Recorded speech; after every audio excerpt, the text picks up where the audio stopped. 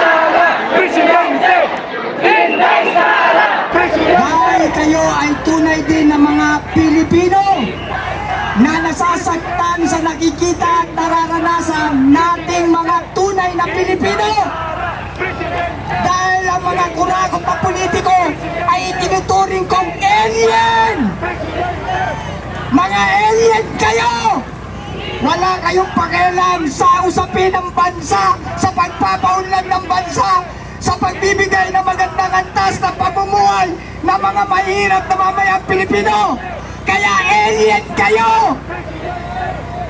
Kayong lahat ng mga politiko na pinagkatiwalaan namin ang aming mga boto, bakit kayo naging animal? Naging alien kayo dahil sa mga mali-malitang pera. Kung hindi pa sa kalikasan, kung hindi pa sa Diyos, hindi pa namin malalaman na may mali-malitang pera. Dahil ang ugat ng lahat ng ating malaman ito ay nang magkaroon ng bagyo. Nang magkaroon ng bagyo, nalaman natin puro pagbaha.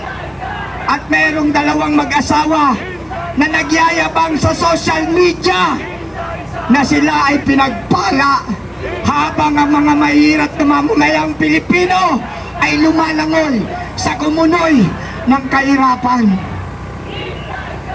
Mga salot kayo, sa totoo lang. Tapos kung sino pa ang ugat na pinagmulan ng Ghost Project, kung bakit natin nalaman, sila pa ngayon ang nakakulong, ang Diskaya couple. Kaya kung hindi ako sumasamalot sa Diskaya bakit kamo? Dahil sa kanilang pagyayabang kay Julius Babaw, no? Kay Julius Babaw na bisto na meron palang limpak-limpak na pera na napupunta lamang sa mga bulsa ng mga kontraktor, ng mga direktor at higit sa lahat ng mga politikong pinagkatiwalaan natin na magpapaunlad ng ating bansa. Sila talaga ang tunay na ugat ng kahirapan. Kung bakit tayo sobrang kahirapan ngayon dahil sa mga politiko na kuragot.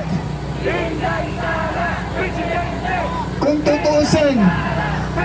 tutuusin, kung itong mga politiko na ito ay nagkaisa at nanindigan, wala sana sa dahig ang ating mahal na Pangulong Rodrigo Roa Duterte.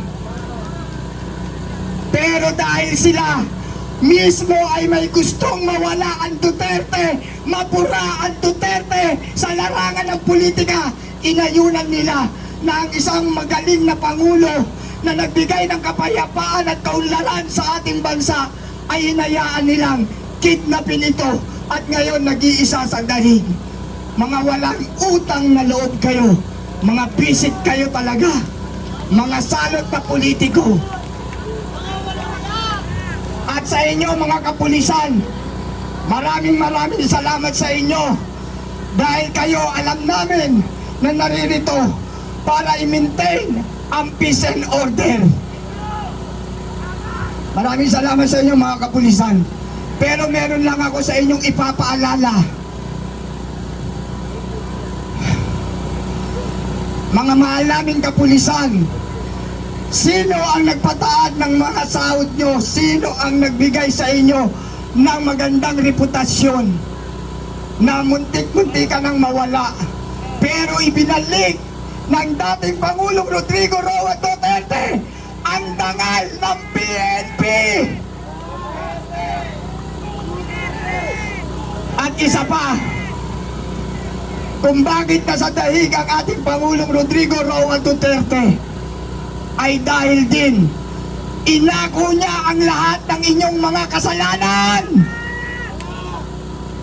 Dahil ang sabi niya, sugpuin nyo ang lahat ng mga pasaway sa bansang Pilipinas.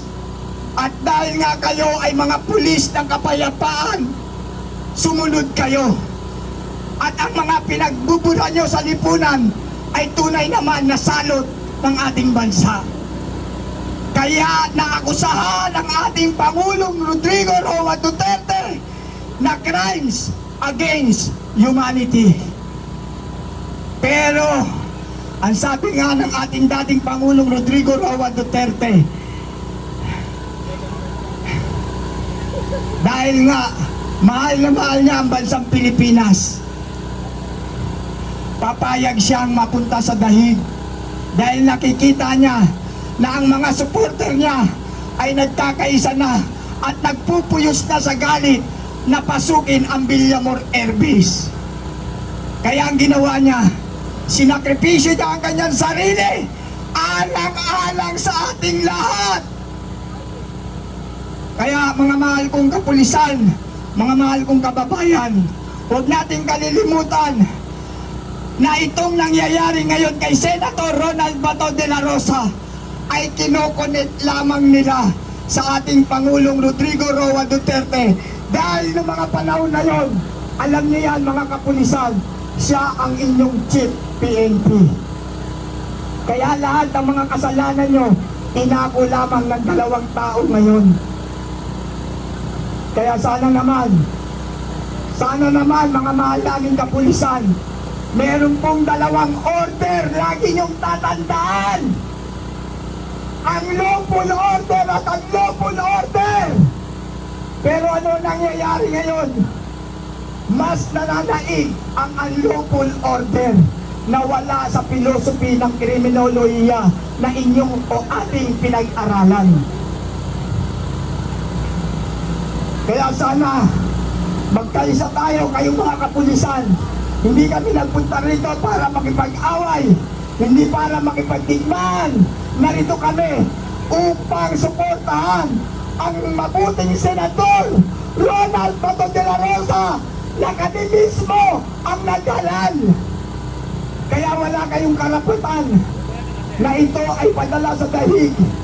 Dahil kung nagawa ninyo sa Pangulong Duterte na padala sa dahig, hindi na po kami papayag na si Senator Ronald Bato de la Rosa na aming pinagkatiwalaan ng aming boto ay kukunin ninyo uli. Kaya kayong mga NBI, alam nyo ang batas. Kayong mga CIDG, alam nyo ang batas. Ang isang malaking katanungan ko sa inyo, yung bang batas o yung bang kautusan sa inyo ay lawful order.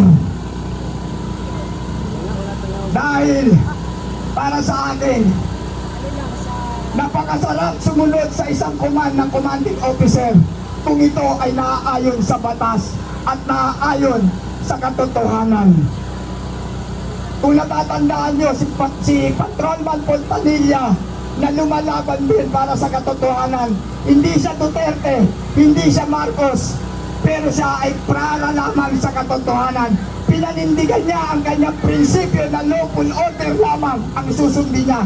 Dahil ayon sa ating pinag-aralan, dahil criminology din po ako, sa pinag-aralan natin, lagi nating sinusunod ang lawful order. Kapag ang lawful order is better to resign than to accept the instruction kung makakasira naman ito ng iyong reputasyon at ng iyong dignidad. Kaya si Patrolman Pontanilla, hindi ko na alam kung nasaan ito, siya isang vlogger din. Lumaban sa katotohanan hanggang sa napilitang mag-resign kesa sundin ang unlawful order. That is called principle. Kaya ngayon sa gabing ito, kami nakikiusap sa inyo, NBI, CIDG, SWAT o anumang ahensya yan ng law enforcer. Pakiusap, sana naman meron kayong legal paper or document na ipapakita sa aming mga mamamayan na ang paghuli o pagkuha nyo sa aming mabuting senador ay naaayon nga sa batas. Dahil unang-una, saan galing ang warrant of arrest? Sino ang judge na pumirma ng warrant of arrest? Kung kami nga, bago kami makapasok dyan sa Senado, kumukuha pa kami ng schedule for appointment. Tapos kayo, bigla na lang kayo magpo-force entry. Tapos kayo pa ang matatapang pagdating sa loob. Kaya kayo, Direktor matitibag ka rin. Sa totoo lang, karespeto sa akin dati ang sangay ng NBI. Pero ngayon, sa nakikita kong ginagawa ninyong paglabag, harap-harapang pampabastos sa mamamayang Pilipino, nawala ang aking respeto sa ahensya ng NBI. Naging karumal-dumal ang departamento ninyo dahil lamang sa pagsunod sa isang maling utos. Ito ay matatawag natin mali-maleta lang. Kaya sana naman, kayong mga politiko na nasa loob ngayon, huwag na huwag niyong ibibigay si Senator Ronald Bato de la Rosa. Dahil yan po ay aming pinagkatiwalaan at tinalal. Kaya sana naman manindigan kayo na hanapan ng batas. Dahil sa totoo lang, wala pong jurisdiction ang ICC. Wala pong jurisdiction dahil wala na po tayo. Hindi na po tayo member ng ICC. Panahon pa po ng Pangulong Duterte, withdrawal of support na po tayo dyan. Wala na po, withdrawal of membership na po tayo. Kaya wala pong kapangyarihan ng ICC. Kaya kayo mga kapulisan, kayong mga NBI, kayong mga CIDG, mag-isip-isip naman kayo ng kapakanan ng ating bansa, ng ating Pilipinas. Dahil lahat po tayo ay apektado sa nangyayaring ito. Isipin nyo naman, pag ilang araw at ilang gabi na kami dito, pangatlong araw at gabi na kami dito, nang wala kami tinatanggap kahit singkong bayan. Ito'y pagmamahal namin sa bansa at sa mamamayan. Pagmamahal namin sa senator na gumaganap ng kanyang mandato. Kaya Senator Ronald Bato de la Rosa, manindigan kayo.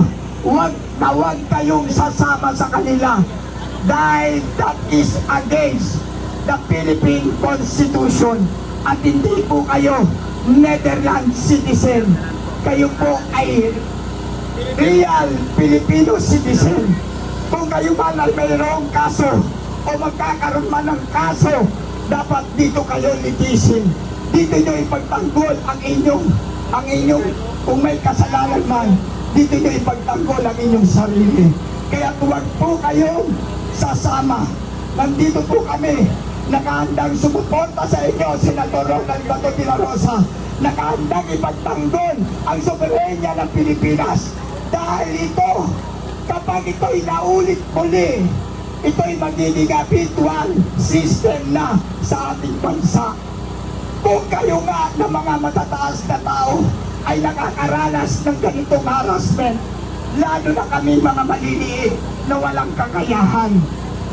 At yan ay mauulit kung ikaw, Senator Ronald Bato de la Rosa, ay sasama sa kanila. Ito'y magiging paulit-ulit na lamang.